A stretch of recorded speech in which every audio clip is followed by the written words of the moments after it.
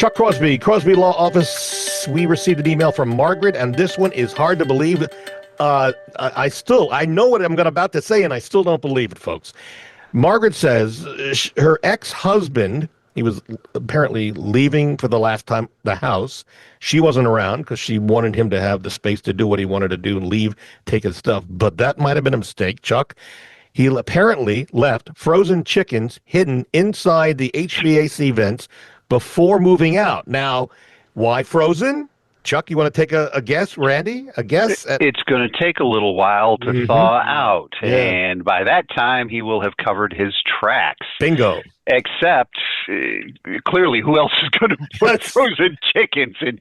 Well, who knows what he was thinking? This is a true story, apparently. So, Margaret's asking, what legal options does she have to recover damages for the...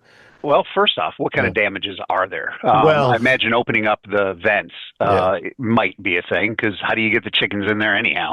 Unless we're talking about little Cornish game hens that you can slide down the whatever. If any damage was done, there's plenty of things you can do. You say they are currently in divorce. Yeah. This would be something to bring up in front of a judge. There can be contempt if part of the order was for him to leave, but as he leaves, he does damage.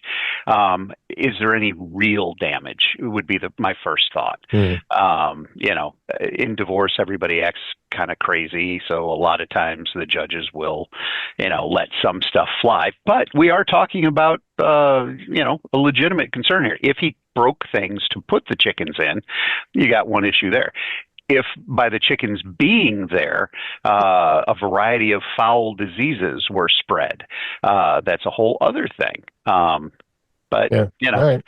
I don't know if this is a serious issue or if it's akin to what was the popular thing. Used to be you could just call up PVA and change the mailing address for tax bills, so spouses would always have the bill sent to Timbuktu or something like that. They don't let you do that anymore. I would suspect Margaret thinks it's a serious thing, and I would love to be a fly on the wall when she presents as her attorney does before the judge. I would. This is more of a divorce thing than anything else, I would guess. Got it. All right. There you go, Margaret. A quickie reminder, if you want to rehear and see that particular question again, LouisvilleAnswers.com. That's LouisvilleAnswers.com. Curious about our guaranteed sale program? Email bob@WeSellLouisville.com and put guaranteed sale in the subject line. It's simple. There's no secret handshake required. Just go ahead and send me that email, and we'll send you out some information about what we do with our guaranteed sale program.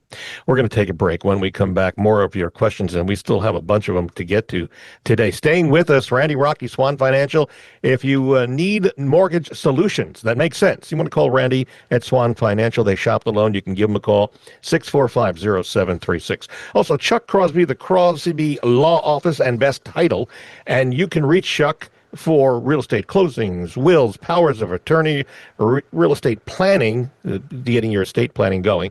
You can reach Chuck anytime at 499-6360. And if you're thinking of selling your home now or in the future, I'd love to help you. No home too big, no home too small. I work in Louisville, Southern Indiana, surrounding counties. I have a guaranteed sale program, as I mentioned, and if I don't get it under contract in 59 days, I can offer to buy it. That, plus the fact that it's a free, no-obligation visit from me or call. Reach me at 376-5483. That's 376-LIVE, or go to bobsellslouisville.com. We are back in a moment on News Radio 840 WHAS.